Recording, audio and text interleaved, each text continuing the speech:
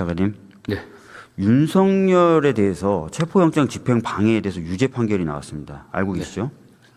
그럼에도 불구하고 최근 특검은 윤석열 관저에서 인간방패를 자처했던 국민의힘 의원들 45명에 대해서는 무혐의 처분을 했습니다. 근거는 경찰과 접촉하지 않았다라는 거였습니다.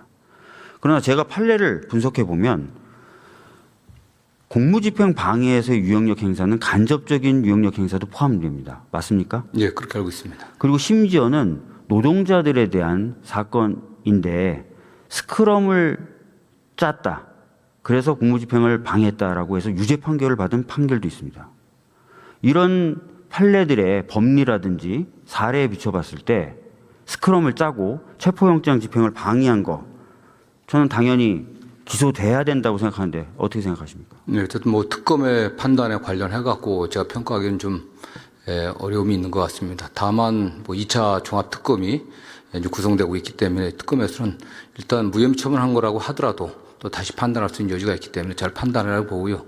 정경환 의원님께서 말씀하신 것처럼 다주가 집단적으로 위력을 행사함으로써도 충분히 공무집행을 방해할 수 있다고 보고 있습니다. 네, 알겠습니다.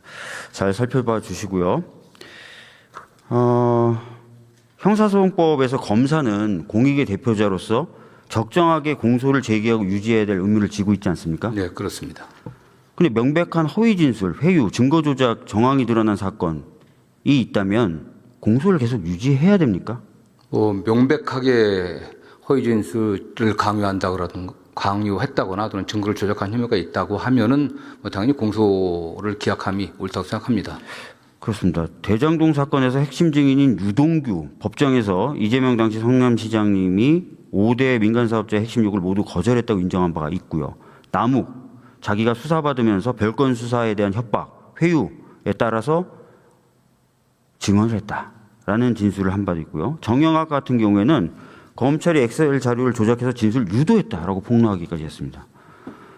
형사재판에서 이 정도로 핵심적인 증인들이 줄줄이 회유당했다, 협박당했다, 조작당했다라고 얘기를 한다면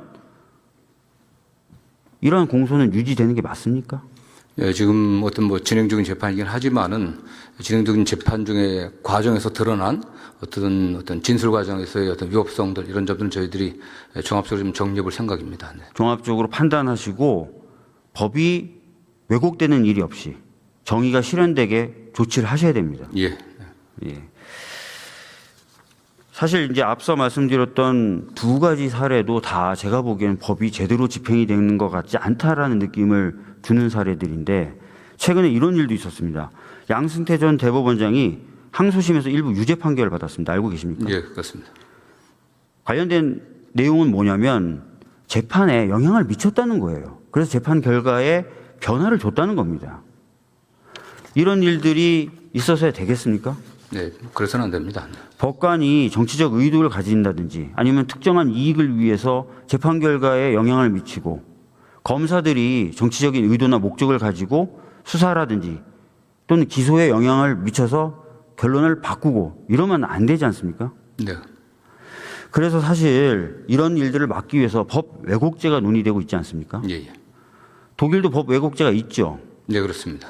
최근에 우리 민주당을 중심으로 법 왜곡죄를 통과시키려고 하는데 하루빨리 좀 통과를 시키겠다는 말씀을 드리고 정부에서도 철저한 준비를 좀 부탁드리도록 하겠습니다. 예, 알겠습니다. 네. 네. 하나 더 질문을 좀 드리도록 하겠습니다. 쿠팡 정보 유출 피해와 관련해서 피해자들이 모회사를 상대로 미국에서 집단 소송을 제기하고 있습니다. 네네. 우리나라는 이런 제도가 없죠. 지금 증권 집단 소송법이 있긴 하지만 활용도가 좀 떨어지고 있고 이러한 개인정보 유출 관련해서는 집단 소송할 수 있는 법적 근거는 없습니다. 맞습니다. OECD 38개국 중에 집단 구제 제도가 없는 나라가 3개 나라밖에 없고 그중에 하나가 우리나라입니다. 이러다 보니까 2017년에 애플이 아이폰 업데이트를 통해서 배터리 성능 저하시켰을 때 미국에서는 대규모 배상을 했지만 우리나라에서는 배상하지 않았습니다. 제대로 배상하지 않았습니다. 네네.